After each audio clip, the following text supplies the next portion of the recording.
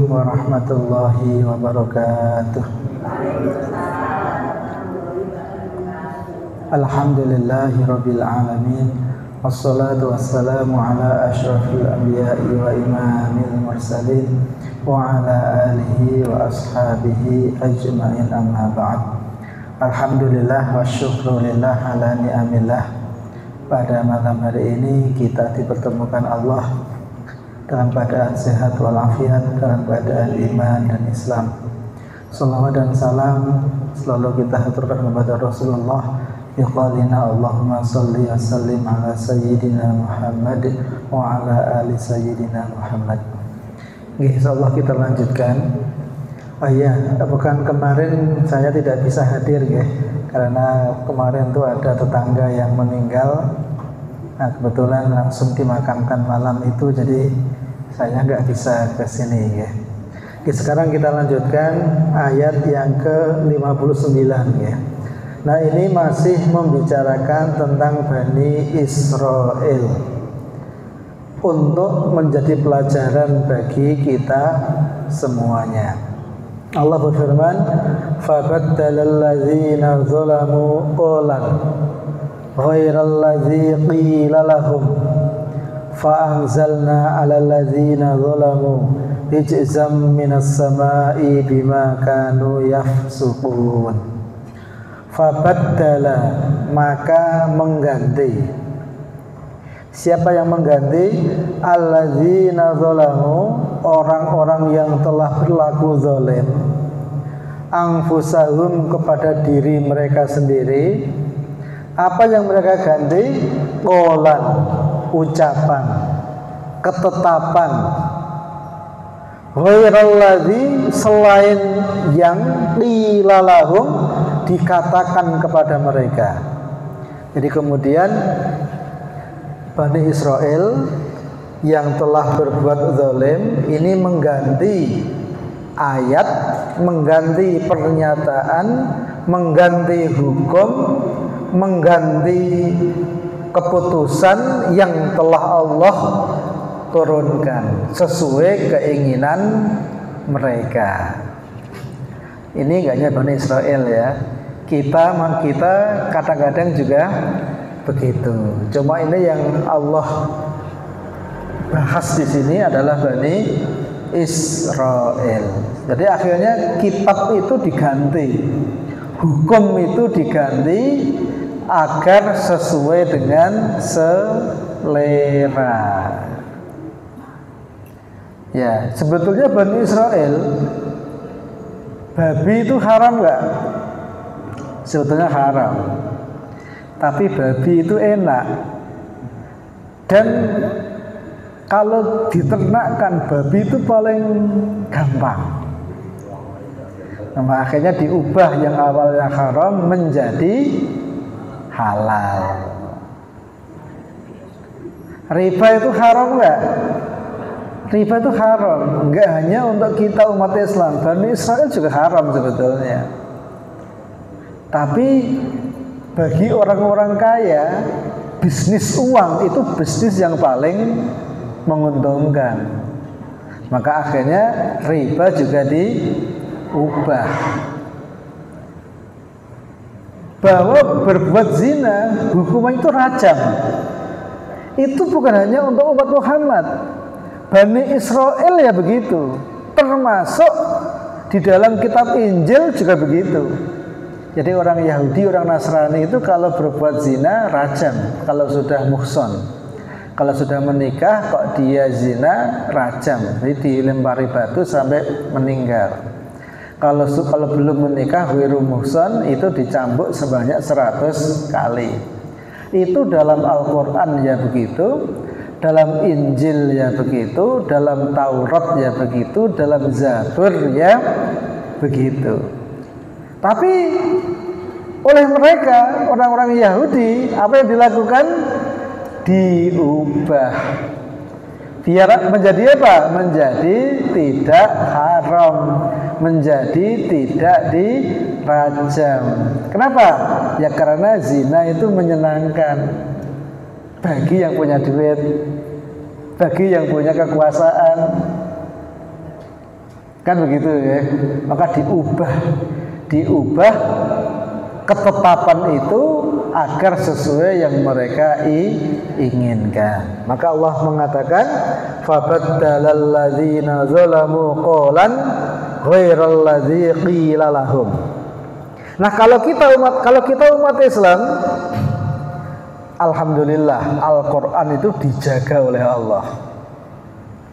Inna nahnu nazzalna dzikra wa inna lahu lahafizun. Jadi kami turunkan Al-Qur'an dan sekaligus kami jaga kemurniannya. Itu Allah sendiri yang berfirman. Jadi kalau Quran nggak ada yang berani mengubah. Kalau Injil, Taurat, Zabur, Allah memang mengizinkan orang untuk mengubah. Kalau Quran nggak bisa diubah. Qurannya nggak bisa diubah, tapi tafsirannya yang bisa diubah. Nah, kita Qurannya masih begitu, tapi tafsirannya yang diubah. Ya pada wae akhirnya ya. Meskipun yang diubah tidak Quran. Contoh, mencuri itu haram nggak? Haram. Kalau ada orang mencuri, hukumannya apa dalam Al-Quran? Potong tangan. Ayatnya apa? Wassariqu wassariqatu faqta'u aydiyahuma. Ayatnya masih enggak? Masih. Pencurinya masih ada enggak? Masih. Diterapkan enggak? Kenapa enggak diterapkan? Karena ditafsiri, tafsirannya yang penting bukan itu, yang penting tafsirannya, yang penting membuat orang cerah. Maka akhirnya apa? Quran nggak diterapkan, yang diterapkan yang katanya membuat cerah, dimasukkan ke penjara. Apa yang terjadi? Apakah pencurian semakin berkurang? Tidak, justru pencurian korupsi itu semakin merajalela. Karena kita apa? Karena kita ini tidak menerapkan Quran. Qurannya masih, tapi tafsirannya yang diubah. Nah, kemudian karena mereka tuh takut kalau umat Islam itu bicara ini, maka jauh-jauh hari ditakut-takuti. Pokoknya siapa saja yang masih ngomong-ngomong masalah hukum riba, ngomong-ngomong masalah hukum rajam, nah itu berarti orang radikal. Jadi bukan hanya Islam tidak diterapkan, tapi orang-orang yang masih coba mengikuti Al-Quran dianggap radikal. Nah sekarang ya dianggap radikal itu menakutkan loh ya. Kalau yang pegawai itu mau naik jabatan susah, mau ini susah gitu. Makanya sekarang itu umat Islam bahkan hampir-hampir tidak ada yang berani ngomong sesuai dengan Al-Quran. Termasuk ustadznya juga gak berani. Karena kalau sampai dicap ustadz radikal, wes gak bakalan diundang. Ya enggak? Akhirnya apa? Akhirnya ceramah di masjid, di majelis taklim itu isinya hanya ceramah-ceramah yang menyenangkan hati, bukan ceramah yang diambil dari Quran dan Sunnah. Nah ini yang terjadi. Jadi kita tuh gak mengubah Al-Quran, tapi tafsiran Quran yang kita ubah. Nah kalau orang Yahudi Nasrani, lebih lagi yang diubah itu kitab sucinya gitu. Makanya di sini Allah mengatakan fabaddalal ladzina zalamu qawlan ghairal ladzi qila lahum. Apa yang terjadi ketika orang itu mengubah Alkitab, mengubah kitab suci? Fa'anzalna, maka kami turunkan alal ladzina zalamu, kepada orang-orang yang mengubah, ay ghayyaru al-amra, mengubah keputusan. Apa yang Allah turunkan? Rijzan, bencana. petaka. Di sini terjemahan ini tafsirannya ta'unan, yaitu ta'un, penyakit ta'un. Ta'un itu kalau zaman sekarang itu ya mirip dengan virus corona itulah.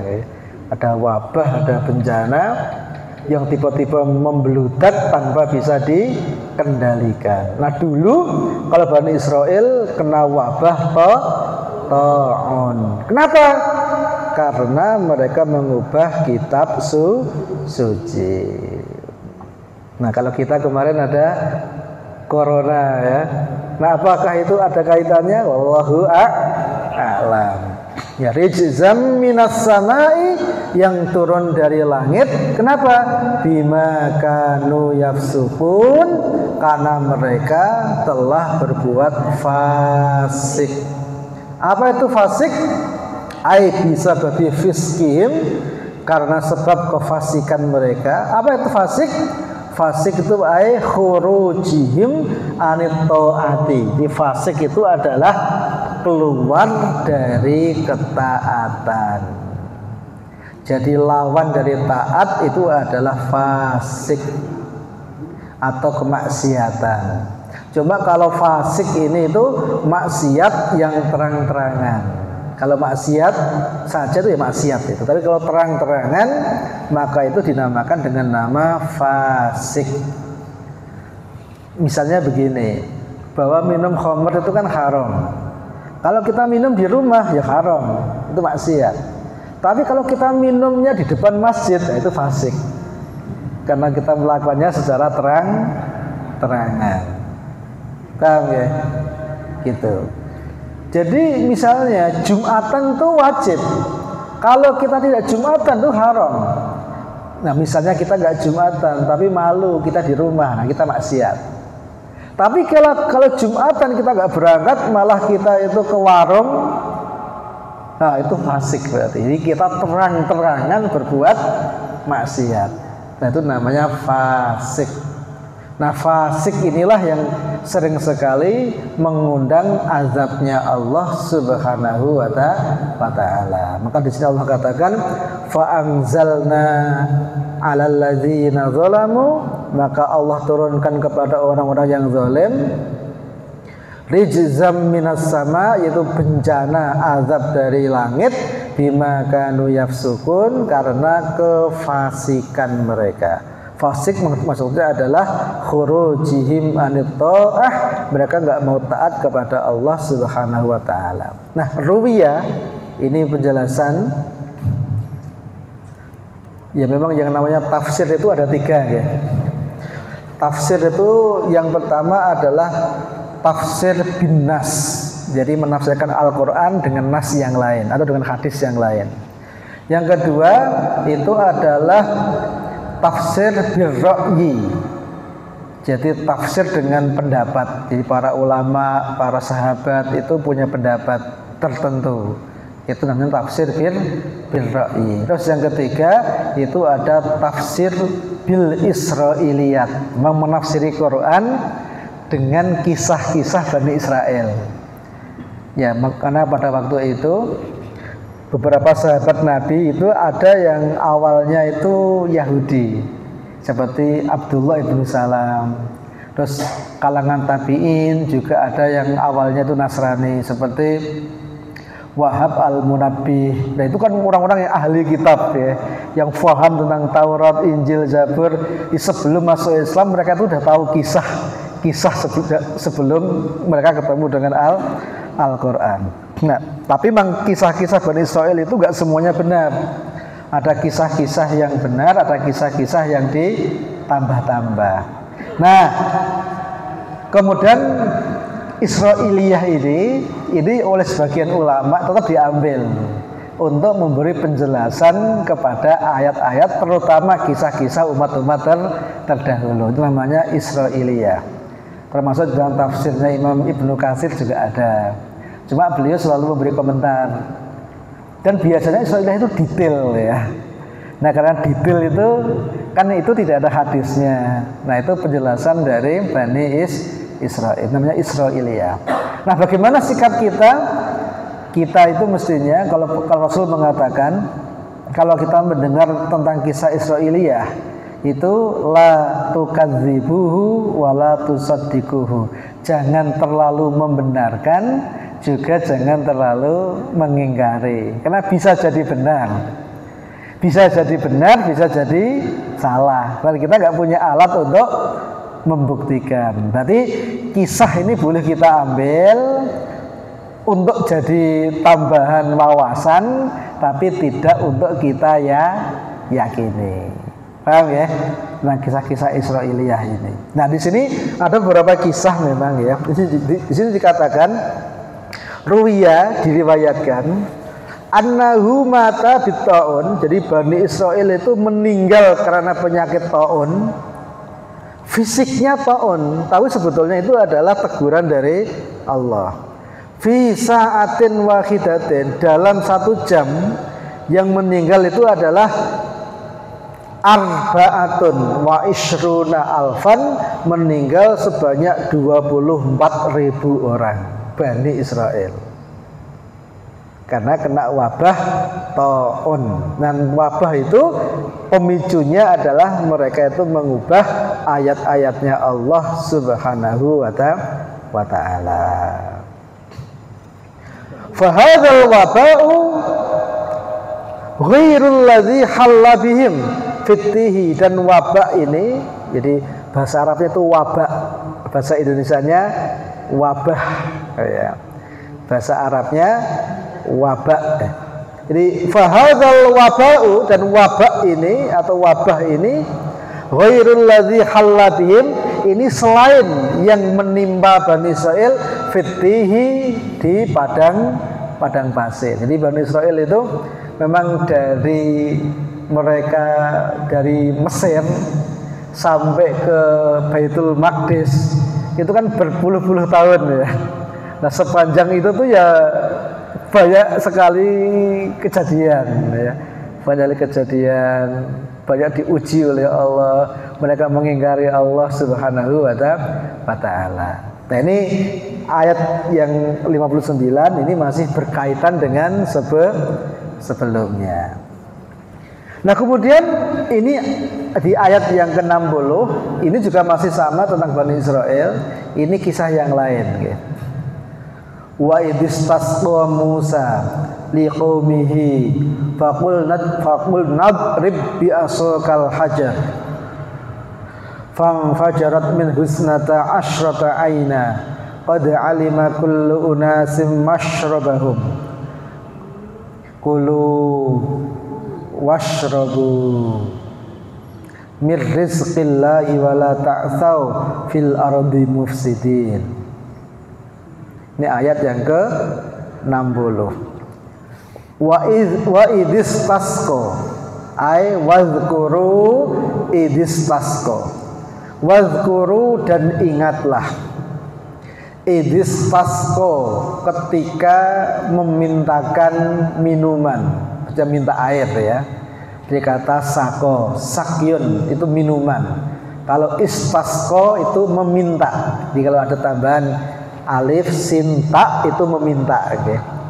Ghufara itu ampunan. Kalau istighfar meminta ampunan. Ya.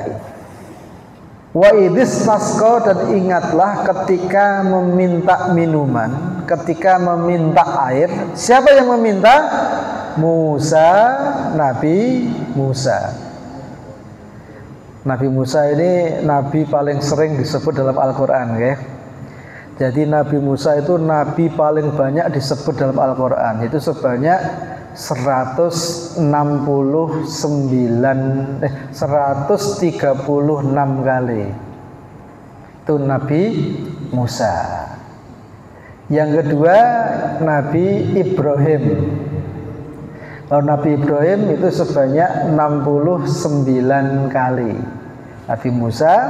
Yang kedua itu Nabi Ibrahim. Kemudian yang ketiga itu adalah Nabi Isa. Nabi Isa itu sebanyak 55 kali. Nah, Nabi Muhammad berapa kali? Nabi Muhammad disebut by name dengan nama itu sebanyak 4 kali. Nah, ini juga menarik ini. Jadi beberapa orang, terutama di barat ya, itu ada yang dapat hidayah dari Allah itu gara-gara itu kadang-kadang ya.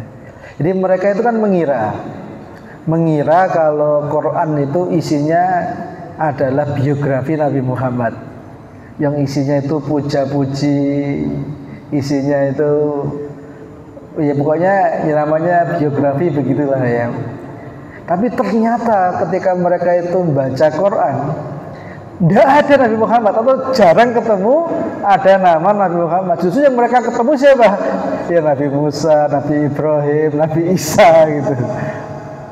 Akhirnya mereka sadar kalau ini bukan buatan Nabi Muhammad, ini datang dari Allah. Dan kenabian itu adalah kontinuitas dari tradisi yang telah Allah tetapkan, yaitu ketika Allah menurunkan kepada para nabi. Ya, ini kita lanjut.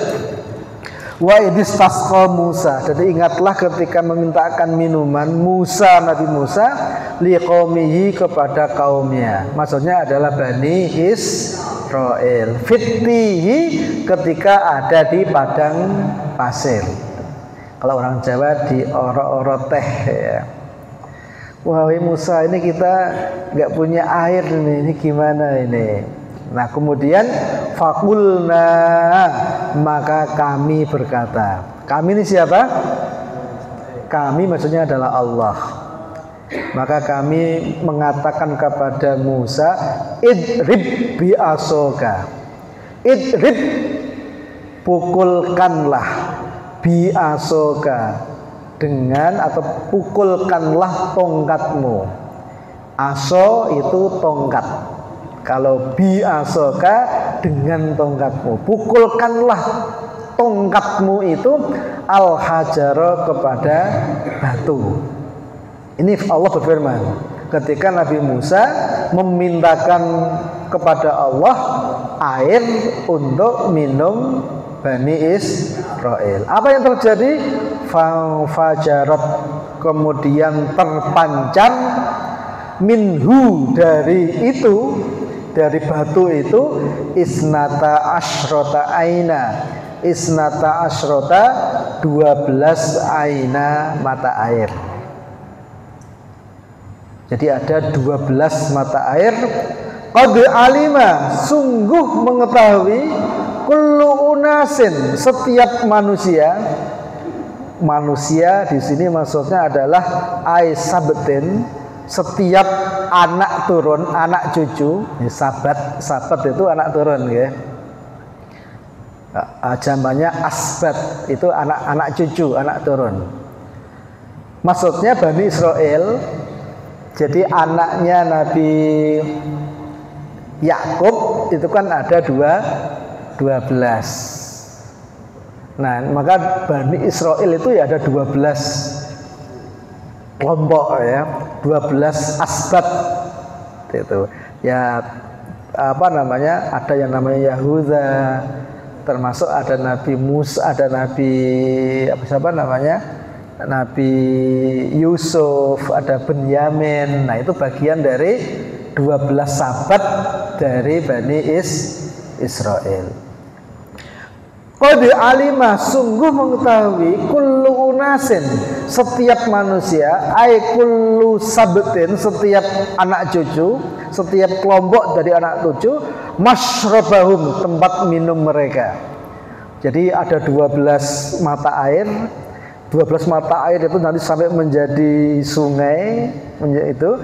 Nah, dan masing-masing ini untuk yang anaknya ini untuk anak-anaknya ini, untuk anaknya ini beda-beda ya.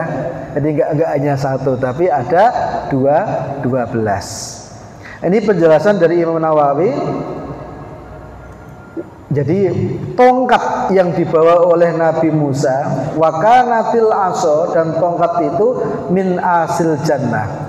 Itu sebetulnya tongkat dari surga.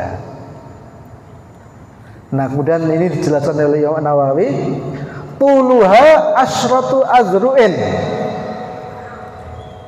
Jadi panjangnya tongkat itu sekitar 10 zira.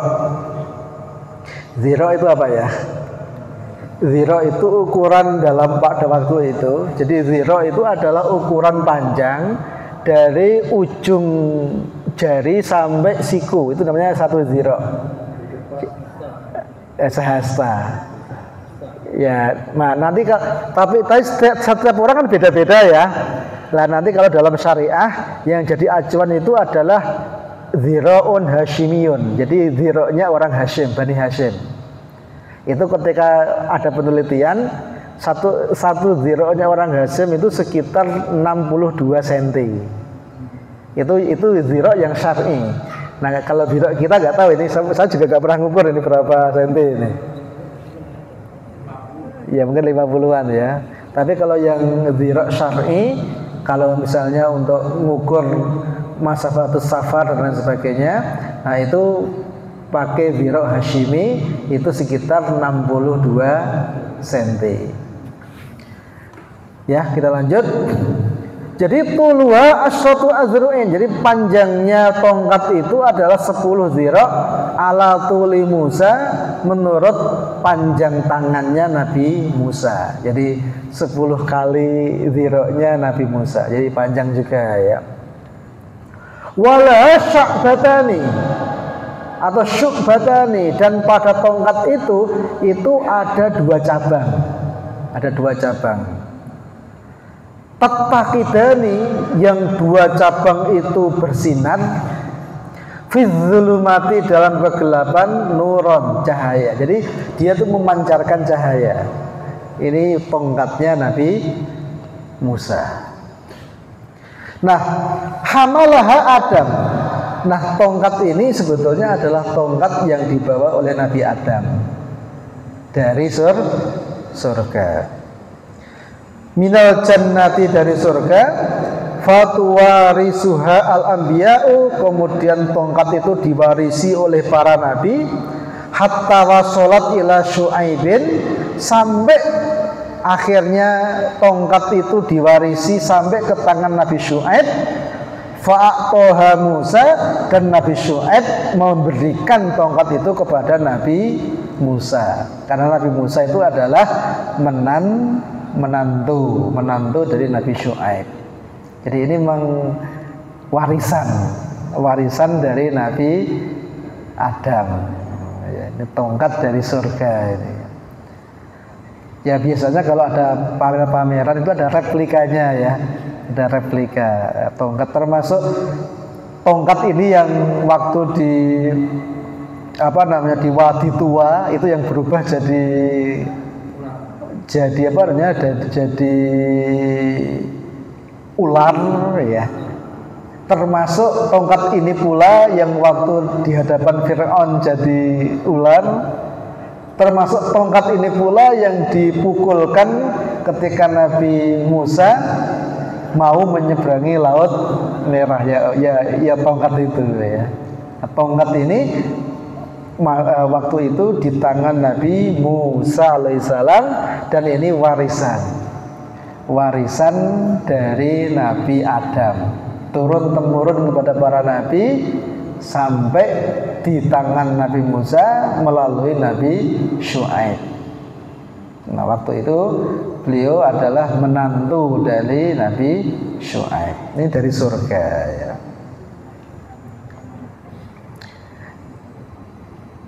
Ya, kemudian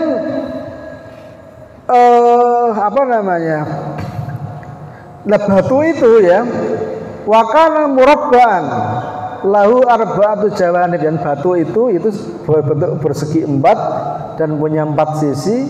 Wakana zira'an fi zira'in, masing-masing ukurannya 1 zira', yambu'u min kulli wajhin, salah satu ayunin, yang memancar dari tiap sisi itu 3 mata air. Likulli sabtin ainun, jadi setiap anak cucu dari 12 Bani Israel itu ada mata air, tasilu fi jadwalin ila zalika sabti, yang mengalir sesuai jadwal kepada kelompok-kelompok itu. Nah ini air yang keluar itu. Wa kanu sittumi'ati alfin wa sab'atin. Dan waktu itu jumlah Bani Israel itu sekitar 607.000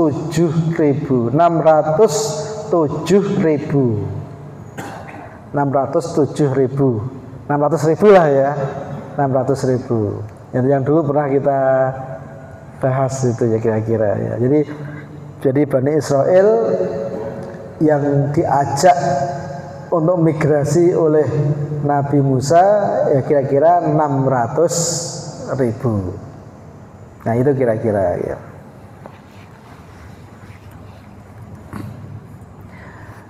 Ya ini bagian dari kenikmatan dari Allah Subhanahu wa ta'ala. Jadi qad alima kullu unasin masyrabahum. Jadi masing-masing mengetahui masyrabahum, tempat minum mereka. Masyrab itu tempat ya. Kalau dalam bahasa ilmu sharaf itu isim mahal. Kayak dalam Islam, dalam bahasa itu kayak gitu. Jadi misalnya kayak gini, ada sajadah itu kan sujud. Kalau masjid tempat sujud ya. Kemudian darosa kan belajar, sekolah.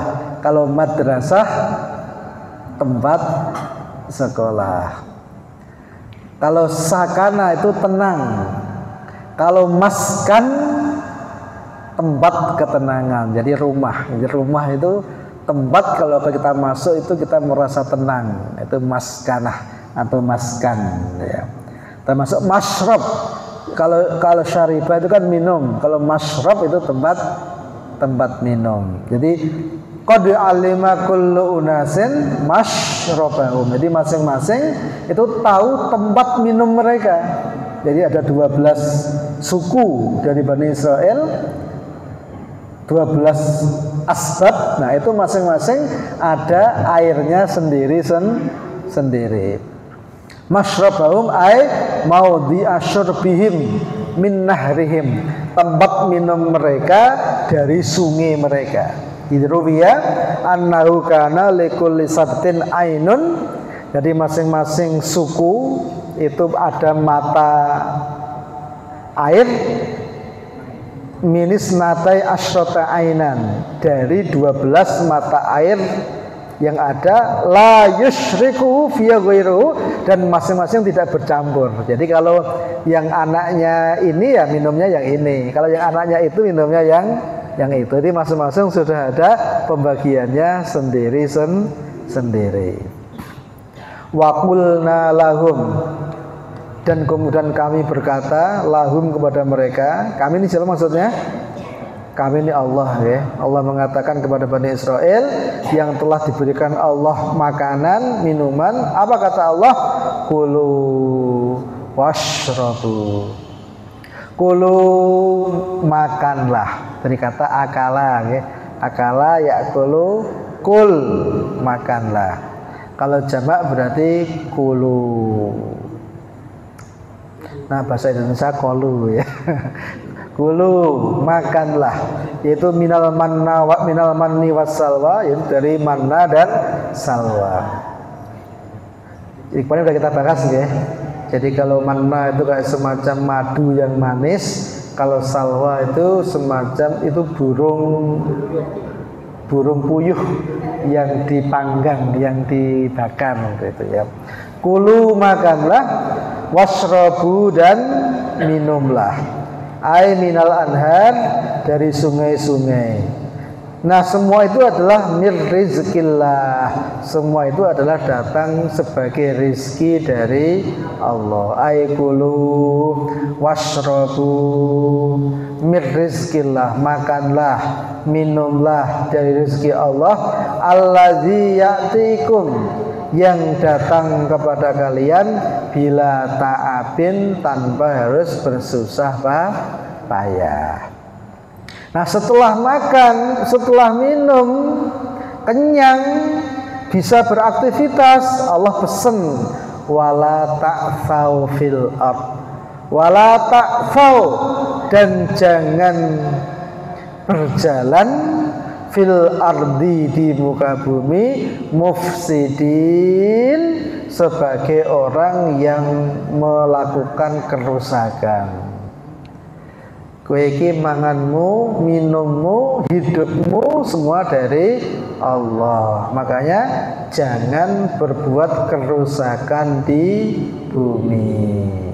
Aila tatamadu fil fasadi, jangan berbuat kerusakan di bumi fi halati ifsadi. Ini dilarang oleh Allah. Mangan ya mangan, minum ya minum, wis dikai kabeh. Makanya pesannya Allah, jangan berbuat kerusakan. Ini termasuk pesannya Allah bukan hanya kepada Bani Israel, termasuk kepada kita semua. Tapi ya kadang-kadang kita ini nggak puas ya. Akhirnya kita di muka bumi ini akhirnya apa? Suka berbuat kerusakan. Padahal janjinya itu ya kayak, dan memang manusia itu kan begitu ya. Jadi manusia itu ada yang namanya kebutuhan. Kalau kebutuhan sebetulnya itu nggak banyak ya. Manusia itu kalau makan paling ya sehari makan 3 piring itu udah kenyang lah ya. Kalau kurang ya tambah 3 piring lagi lah, 6 piring. Saya kira tuh jarang ada orang yang kuat makan 6 piring ya. Itu manusia. Tapi kalau seandainya manusia itu dikasih 1 juta piring, nafsunya itu masih kurang. Nafsunya, kalau kebutuhan sih enggak, nafsunya itu kurang. Makanya kalau Rasul mengatakan manusia itu kalau dikasih 1 gunung emas itu ya masih kurang, masih nyari gunung yang lain. Kalau dikasih 2 gunung emas ya masih kurang, masih nyari yang lain. Nah, kapan mereka udah enggak lagi mencari gunung emas? Ya kalau sudah ditutup mulutnya dengan tanah, nah itu baru nggak nyari gunung. Itu manusia itu kan kayak gitu. Jadi manusia itu memang selain dikasih Allah akal untuk berpikir, dikasih Allah itu nafsu memang ya. Dan itu memang bagian dari penciptaan manusia. Itu alamiah sih sebetulnya. Tapi maksudnya nafsu itu mestinya kita kendalikan, sehingga kita tidak berbuat kerusakan di muka bumi ini. Karena bumi ini enggak hanya untuk kita, bumi ini juga untuk kita, untuk yang lain, termasuk untuk anak cucu kita. Makanya adanya tambang, adanya hutan itu enggak boleh dirusak harusnya ya. Kita ini kan merampok, termasuk yang kita rampok itu hak anak cucu kita. Kenapa? Karena kita untuk mikir seakan-akan yang hidup cuma kita. Iya enggak? Padahal anak cucu kita nanti juga butuh hidup gitu. Makanya alam itu jangan dieksploitasi sampai berlebihan gitu. Nah, kalau dalam Islam kan begitu ya. Tapi sekarang kan tidak. Karena sekarang itu apa? Sekarang itu manusia itu punya sikap rakus. Tapi sistem dunia, sistem ekonomi dunia, sistem politik dunia itu mengizinkan itu. Itu dengan sistem kapitalisme itu dibenarkan secara hukum, sehingga akhirnya terjadilah seperti yang kita lihat ini. Jadi manusia merasa nggak puas, eksploitasi sebanyak-banyaknya, tidak peduli dampaknya. Nah, sekarang lagi teriak-teriak muncul yang namanya global warming gitu. Ya semoga dengan itu semua bisa mengambil pelajaran ya. Tapi ya nggak tahu itu diambil pelajaran atau enggak gitu. Sehingga saat ini alam itu sedang mengalami karena diganggu alam ini, akhirnya alam ini sedang mencari kesetimbangan yang baru, new equilibrium. Ya termasuk hujan di musim kemarau. Ini bagian dari cara alam untuk mencari kesetimbangan yang baru. Dan untuk itu mungkin ada banyak sekali kejadian ya. Nah, itu karena apa? Karena manusia mengganggu kesetimbangan alam itu. Ya kenapa? Karena manusia ini tadi hanya menuruti hawa nafsu. Jadi makanya sering saya bilang ya, karena kita itu definisi dasar aja udah salah manusia ini. Kalau sekarang itu problem ekonomi itu apa? Kalau kita belajar ekonomi, problem dasar ekonomi itu apa? Kan scarcity, kelangkaan. Jadi kita semenjak awal belajar ekonomi itu udah dikasih tahu, problem ekonomi manusia itu adalah kekurangan barang dan jasa. Maka apa solusinya? Solusinya itu barang dan jasa diproduksi sebanyak-banyaknya, sehingga dunia ini semuanya sibuk dengan produksi. Itu pikiran ekonomi zaman sekarang ini. Mau kuliah dimanapun pasti itu yang diajarkan. Bagaimana produksi barang sebanyak-banyaknya. Kalau dalam Islam nggak kayak begitu. Problem ekonomi itu bukan kelangkaan.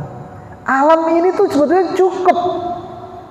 Rezeki ini cukup yang diberikan Allah kepada manusia.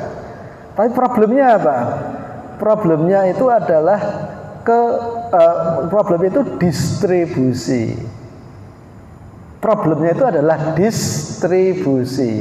Kekayaan itu tidak merata, hanya mengumpul di satu orang, di beberapa orang, tapi tidak terdistribusi merata ke banyak orang. Itu problem ekonomi. Makanya dalam Islam ada hukum-hukum untuk mendistribusikan barang dan jasa itu. Nah, ya kan? Yaitu nanti ada hukum tentang jual beli, ada hukum tentang hibah, ada hukum tentang waris, termasuk ada hukum tentang infak, sedekah. Ini dalam rangka apa? Biar harta ini terdistribusi kepada makhluk-makhluknya Allah Subhanahu wa ta'ala. Itu sebetulnya ekonomi dalam Islam itu. Nah, tapi sekarang yang berkuasa ekonomi kapitalis, yang semua orang itu dengan keserakahannya memproduksi barang dan jasa untuk mendapatkan kekayaan sebanyak-banyaknya. Dan saat ini kalau kita ngomong ekonomi Islam itu nggak menyentuh akar masalah. Ya, gitu. Padahal sebetulnya inti masalah itu bukan itu ya. Inti masalah itu adalah tentang distribusi barang dan Indonesia itu bukan miskin. Indonesia itu ketimpangan masalahnya sebetulnya itu. Makanya kekayaan 4 orang paling kaya di Indonesia itu kekayaannya itu lebih besar dibanding 100 juta orang Indonesia.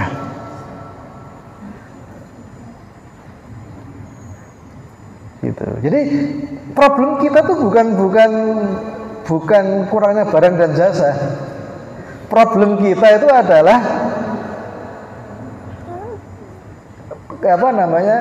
tidak meratanya barang dan jasa di tangan manusia. Nah, ini mengetahui problem ini penting, sehingga nanti solusinya itu juga tepat. Jadi solusinya itu bukan masalah produksi itu sudah banyak gitu. Tapi sebetulnya itu adalah masalah distribusi itu. Makanya kemudian Allah berfirman, wala ta'tsaw fil ardi mufsidin, jangan kalian itu berjalan di muka bumi dengan melakukan kerusakan. Nah, ini Bani Israel itu kan suka merusak ya. Nah, seperti yang kita lihat zaman sekarang itu, bagaimana penghancuran Palestina. Dan memang harus kita akui saat ini dunia sadar nggak sadar itu yang menguasai memang Yahudi. Dunia itu yang menguasai Yahudi. Ya, kita tuh saat ini mata uang dikendalikan oleh dolar. Dolar dikendalikan oleh siapa? Oleh Yahudi. Minyak dikendalikan oleh NYMEX. NYMEX dikendalikan oleh Yahudi. Ini semuanya itu berujung ke Yahudi semuanya. Memang mereka pinter ya, bisa kita akui pinter. Tapi ya sayangnya kepinterannya itu untuk tadi. Nah, kita umat Islam sebetulnya itu diciptakan Allah lebih pinter. Nah, tapi kadang-kadang kita ini kan nggak sungguh-sungguh. Kita itu belajarnya nggak sungguh-sungguh. bekerjanya nggak sungguh-sungguh gitu ya. Ya akhirnya kita dikendalikan oleh orang Yahudi. Makanya Imam Ghazali pernah mengatakan, jadi kalau sampai kita umat Islam kalah dari orang-orang kafir, kita berdosa. Nah ini yang penting. Jadi umat Islam itu memang kalau melakukan sesuatu harus melakukan yang terbaik gitu. Jadi kita itu harus sadar bahwa kita itu misi kita itu tidak sekedar untuk diri kita, tapi misi kita sebetulnya itu adalah untuk umat manusia. Jadi memang umat Islam itu harus sadar kalau dia itu punya misi gitu loh ya. Dan misi kita bukan sekedar untuk diri kita. Jadi misi kita itu sebetulnya adalah untuk umat manusia. Jadi ini kesadaran ini yang hilang dalam zaman sekarang itu. Di umat Islam itu merasa hidup sekadar untuk dirinya sendiri, bukan hidup untuk manusia. Gitu. Kenapa?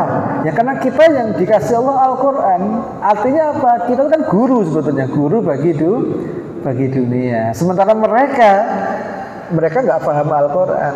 Nah, berarti kita yang paham Al-Quran, berarti kita adalah gurunya kan gitu.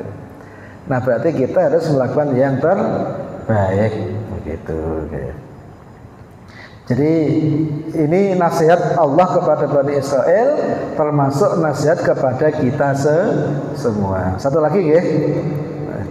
Kemudian Allah melanjutkan, wa idz qultum ya Musa lan nasbiru ala ta'amin wahid fad'u lana rabbaka yukhrij lana mimma tumbitul ardu min baqliha wa qithaiha wa fumiha wa adasiha wa basaliha wa idz qultum, dan ingatlah ketika kalian berkata. Jadi ingatlah ketika kalian maksudnya siapa? Bani Israel. Berkata begini, ya Musa, wahai Musa, lan nasbiro. Lan itu artinya la litabid. Jadi tidak nasbiro, sabar. Jadi kalau lan nasbiro itu kami tidak bisa sabar. Kami tidak akan bisa sabar untuk seterusnya. Jadi kalau kata lam itu tidak ya. Kalau lan itu tidak untuk selama-lamanya, litabid. Jadi lan nasbiro, kami tidak akan bisa sabar ala ta'amin wahidin, kepada makanan yang satu. Nah Bani Israil ini kan ketika di padang pasir ini kan dikasih Allah makanan. Apa makanannya? Al-manna wassalwa, dikasih minum. Nah, karena kenapa? Karena mereka minta dikasih Allah makanan yang enak, dikasih minuman yang enak. Nah setelah itu apa yang mereka katakan? Nah, mungkin kalau dalam bahasa Jawa ini kayak gini, wong panganan kok cuma siji tok gitu ya. Intinya itu tidak puas. Nah, jadi mereka itu nggak menganggap, padahal sebetulnya makanan itu kan adalah alat, tools agar kita punya energi menjalani hidup ya, bukan untuk seneng-seneng kan. Nah, tapi mereka enggak, mereka itu betul-betul ingin menikmati. Lah makan kok ngene tok, yo apa enak gitu. Nah, ini kebanyakan kita juga begitu kadang-kadang ya. Makanan itu sudah bukan sekedar untuk biar kuat menjalani hidup, bisa ibadah, tapi makanan itu nyari sing enak, untuk enak-enakan itu. Nah, ini kebanyakan kita. Nah, maka dia mengatakan lan nasbiru ala ta'amin wahidin. Kami enggak sabar wahai Musa, makanan kok cuma satu jenis itu. Ai ala akli ta'amin wahidin, yaitu makanan satu jenis apa? Wahwa al-manna wassalwa, yaitu al-manna dan as-salwa. Ya enak, tapi ya kon mangan gini terus aja blokean gitu ya. Protes. Nah, setelah itu mereka mengatakan kepada Nabi Musa, fad'u lana, maka berdoalah wahai Musa, lana untuk kami, rabbaka kepada Tuhanmu. Wah, ini jahatnya Bani Israel itu. Jadi meskipun mereka tahu yang memberi rezeki itu Allah, tapi mereka itu nggak menganggap Allah itu Tuhannya. Mereka itu menganggap Allah itu Tuhannya Nabi Musa, bukan Tuhan mereka, bukan Tuhannya dia. Makanya kata-kata mereka itu fad'u lana rabbaka, wahai Musa, berdoalah kepada Tuhanmu, bukan Tuhanku, Tuhanmu. Ini Bani Israel. Ya, iya gitu loh ya. Ini memang kata-katanya itu nyelekit sebetulnya ya. Nyelekit itu. Jadi tidak pernah Nabi Bani Israel itu mengatakan ya Allah Tuhan kami, itu nggak pernah. Tapi bahkan Bani Israel itu nggak mau langsung kepada Allah. Kalau ada apa-apa, wih Musa, jaluk nih Tuhanmu gitu. Jadi nggak pernah mengatakan Tuhan kita, itu nggak pernah. Kenapa? Karena mereka itu nggak ngakui Allah itu Tuhannya. Nah itu Bani Israel. Luar biasa ya. Jadi makanya nanti kalau jangan lihat di ayat yang lain juga kayak begitu. Makanya fad'u lana rabbaka, berdoalah wahai Musa kepada Tuhanmu, bukan Tuhanku, bukan Tuhan kita, tapi Tuhanmu. Jaluk tapi kata-katanya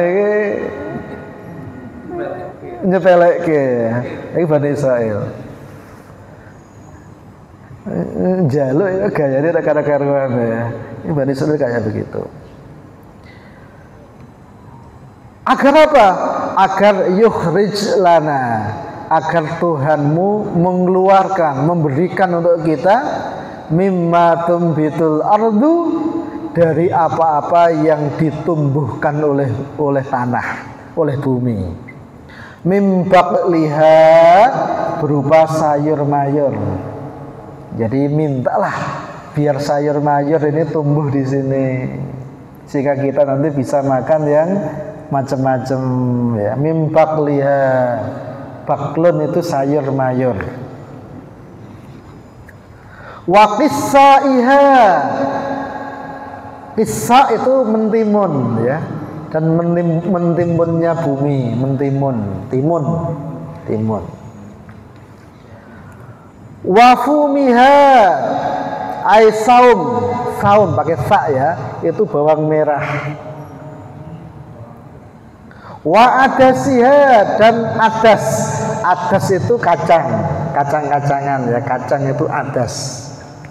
Wa basoliha, dan basol itu bawang putih ya, itu minta yang macam-macam ya, minta ya apa namanya ya, rempah-rempah lah ya, kayak di sini inilah ya. Ya ada bawang merah, ada bawang putih, ada timun, ada sayur, ada kacang-kacangan, ada macam-macam lah. Nah itu yang diminta oleh Bani Israel. Qala, nah kemudian Nabi Musa menjawab, atastabdiluna alladzi huwa adna billadzi huwa khair. Atastabdiluna, apakah kalian minta ganti alladzi huwa adna, yang lebih rendah, billadzi huwa khair, dengan yang lebih baik. Apakah kamu mau minta yang lebih baik diganti yang lebih buruk gitu ya?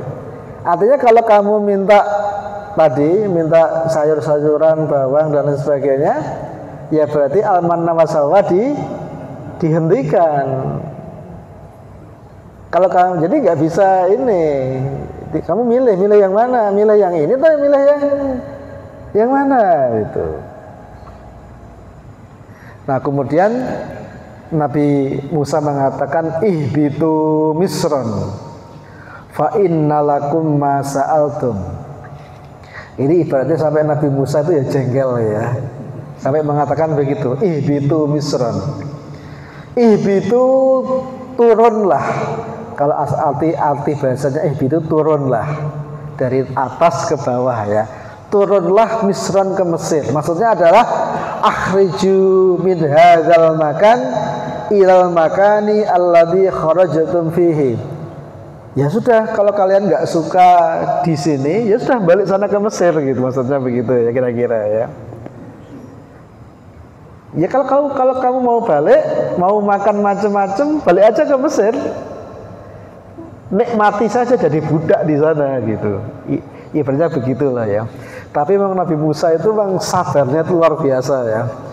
Jadi Bani Israel itu kata-katanya selalu menyakiti, tapi Nabi Musa itu ya selalu menanggapi dengan cara yang baik ya.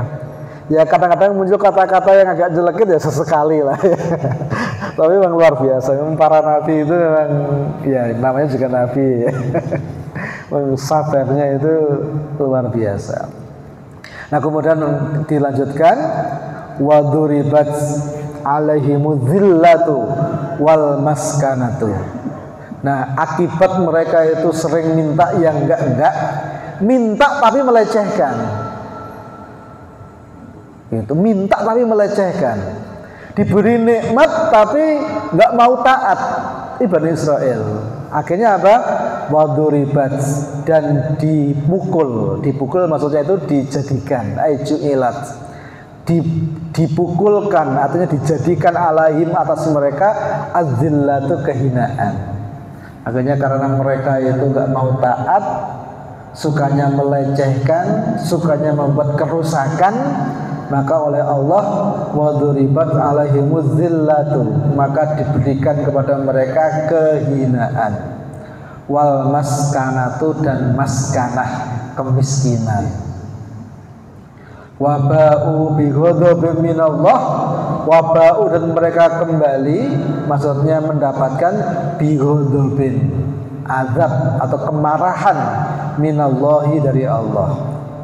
Zalika, yang demikian itu, yaitu adanya kehinaan, kemiskinan, laknat, bi annahum kanu, karena sesungguhnya mereka yakfuruna bi ayatillah, mengingkari ayat-ayatnya Allah Subhanahu wa ta'ala.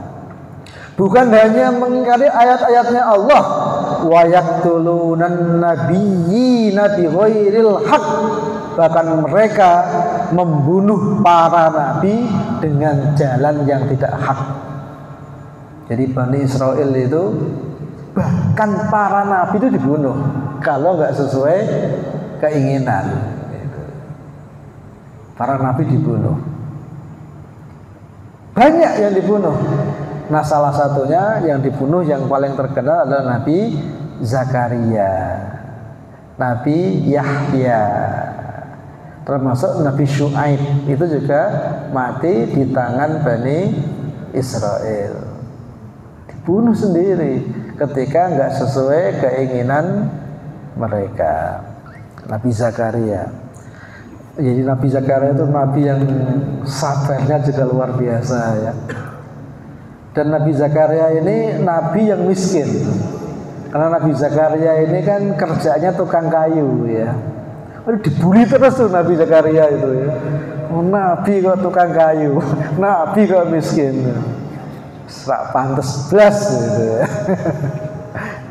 Dibully terus tuh Nabi Zakaria itu. Nah, termasuk anaknya Nabi Zakaria itu Nabi Yahya, atau kalau orang-orang Nasrani menyebutnya Yohanes ya. Yohanes sang pembaptis itu adalah Nabi Yahya.